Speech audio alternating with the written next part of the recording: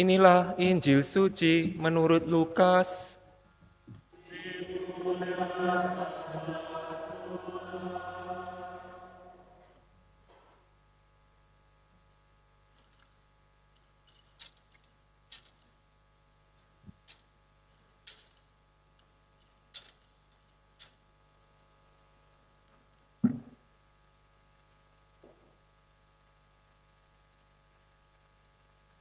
Sekali peristiwa, Yesus berbicara kepada orang banyak tentang kerajaan Allah. Dan ia menyembuhkan orang-orang yang memerlukan penyembuhan. Pada waktu hari mulai malam, datanglah ke-12 murid kepada Yesus dan berkata, "Suruhlah orang banyak itu pergi, supaya mereka pergi ke desa-desa dan kampung-kampung sekitar ini untuk mencari tempat penginapan dan makanan. Karena di sini kita berada di tempat yang terpencil." Tetapi Yesus berkata kepada mereka, "Kamu harus memberi mereka makan." Mereka menjawab, "Yang ada pada kami tidak lebih dari 5 roti dan 2 ikan. Kecuali kalau kami pergi membeli makanan untuk semua orang banyak ini.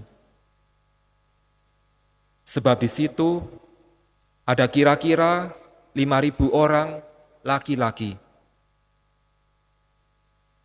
Lalu Yesus berkata kepada murid-muridnya, "Suruhlah mereka duduk berkelompok-kelompok, kira-kira 50 orang setiap kelompok." Murid-murid melakukannya dan menyuruh semua orang banyak itu duduk. Yesus mengambil 5 roti dan 2 ikan itu, lalu menengadah ke langit dan memberkati. Kemudian memecah-mecahkan roti itu dan memberikannya kepada para muridnya, supaya dibagi-bagikan kepada orang banyak. Mereka semuanya makan sampai kenyang. Lalu dikumpulkan potongan-potongan roti yang lebih, sebanyak 12 bakul. Demikianlah sabda Tuhan.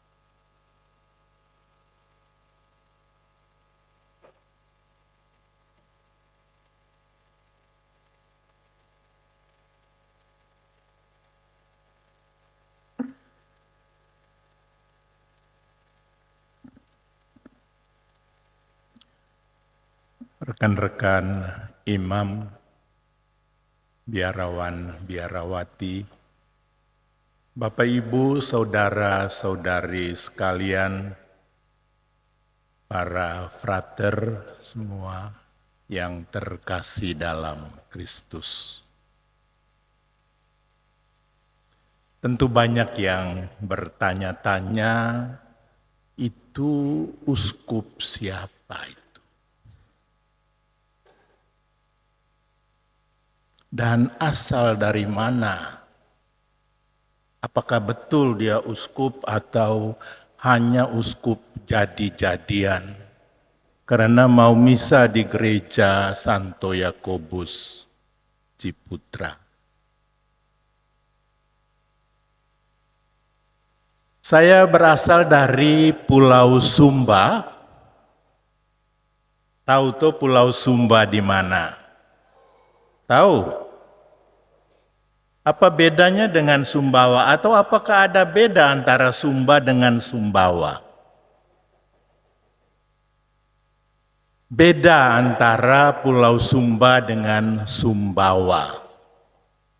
Pulau Sumba termasuk dalam Provinsi Nusa Tenggara Timur, sedangkan Sumbawa Provinsi Nusa Tenggara Barat. Semua termasuk dalam Kepulauan Nusa Tenggara.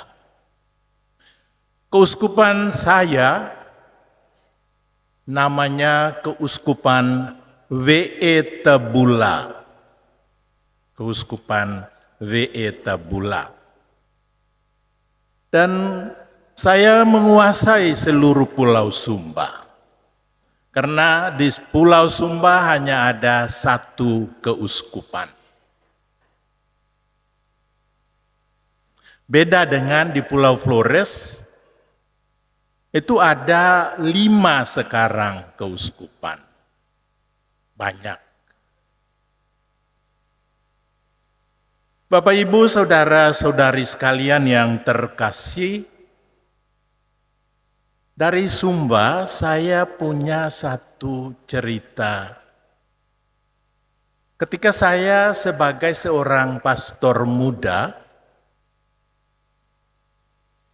setiap kali saya berkhotbah di suatu tempat, di satu stasi, saya selalu membutuhkan seorang penderma. Dia adalah seorang guru SD. Karena saya tidak tahu bahasa setempat, bahasa daerah. Tapi kok setiap kali kalau saya minta supaya dia menerjemahkan khotbah saya, dia selalu mulai cerita tentang Adam dan Hawa. Akhirnya memang saya agak ragu. Benar tidak yang diterjemahkan itu ke dalam bahasa daerah di sana? Mengapa saya cerita tentang peristiwa ini? Karena untuk menjelaskan makna, asal-usul, dan posisi dari tubuh dan darah Kristus, saya perlu bercerita tentang Adam dan Hawa. Kita tahu cerita itu ketika Hawa berhasil dibujuk oleh ular, dasar perempuan. Ketika Hawa berhasil dibujuk oleh ular,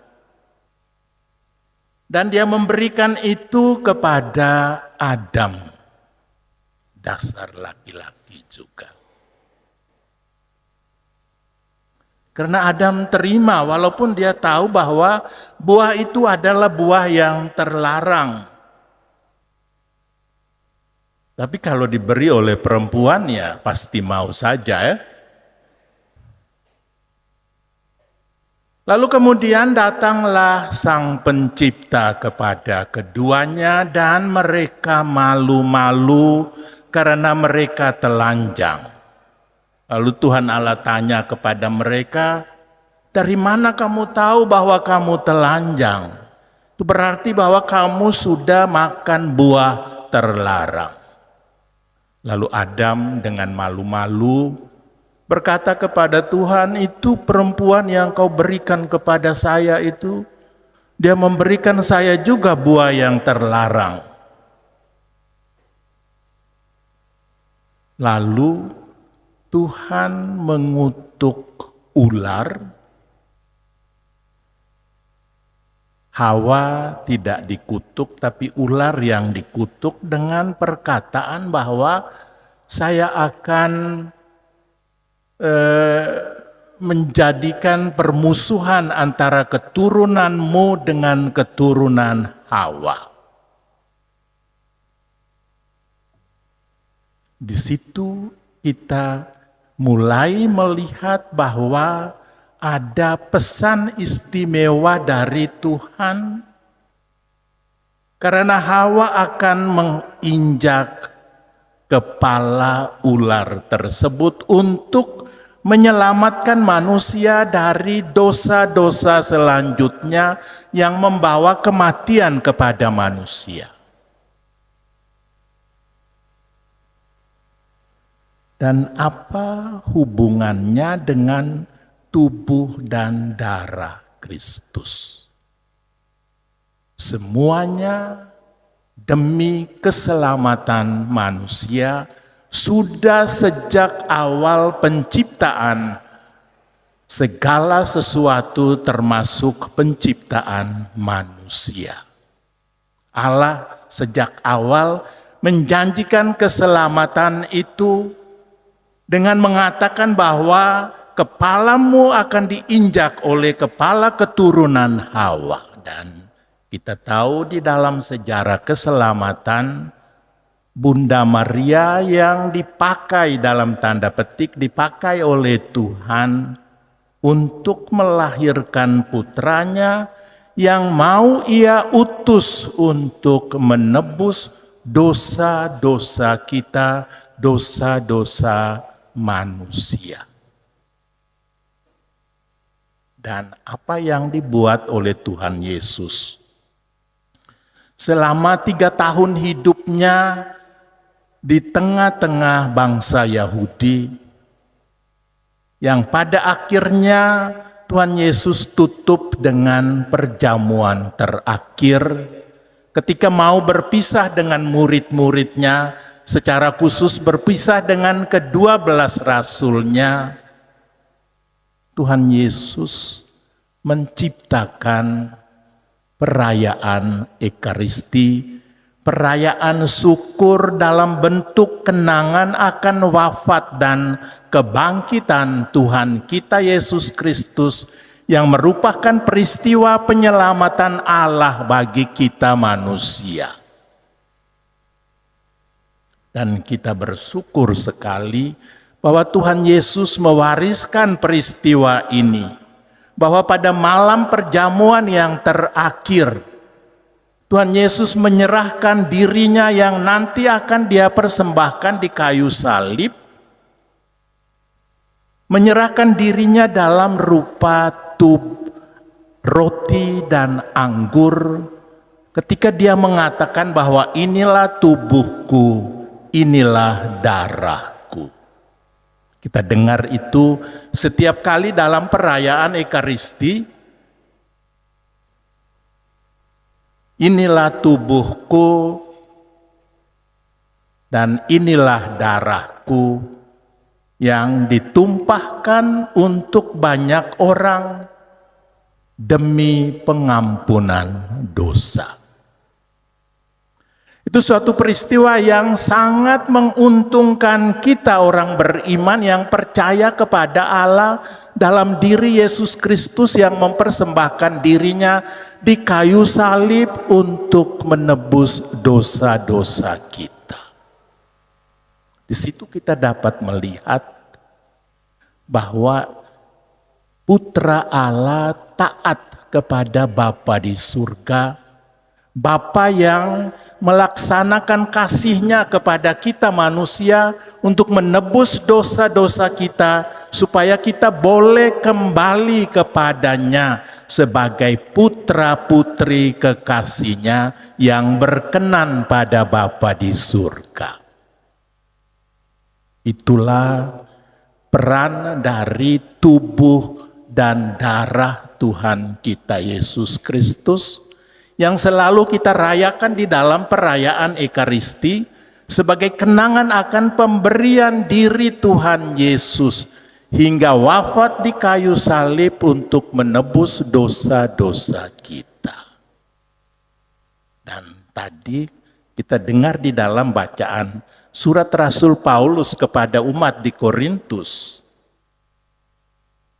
Paulus mengatakan, setiap kali kamu makan dan minum tubuh dan darahku, kamu mewartakan wafat Tuhan Yesus.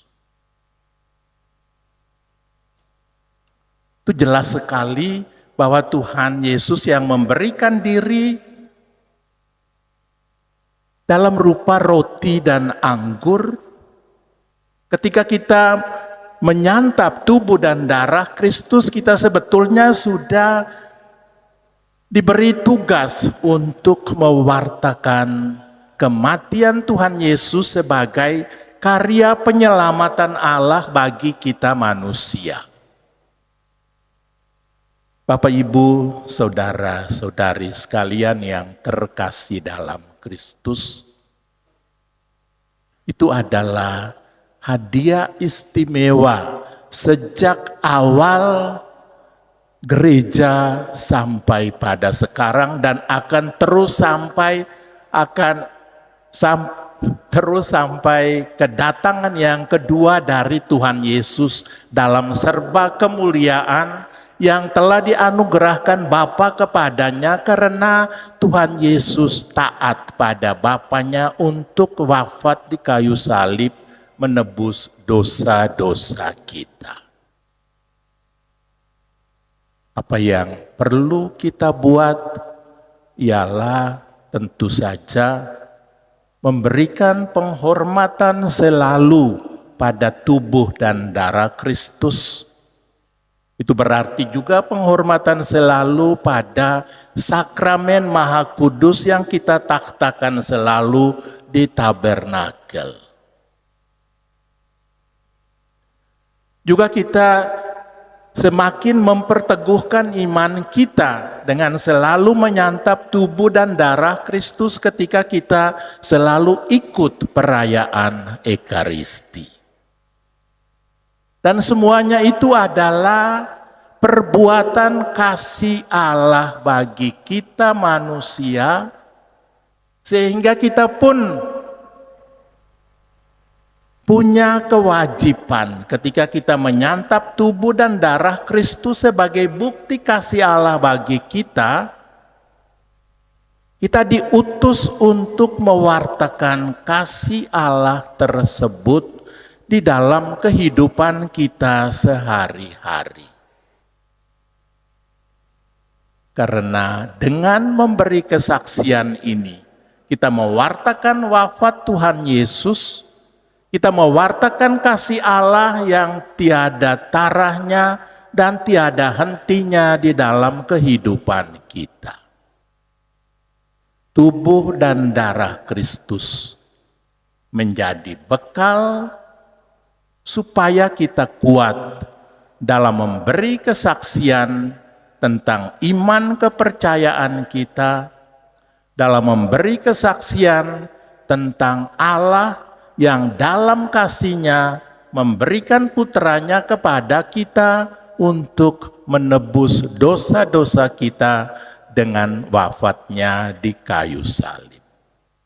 Kita bersyukur bahwa sebelum Tuhan Yesus disalibkan, Dia sudah mewariskan kepada kita sakramen Ekaristi, sakramen tubuh dan darah Kristus.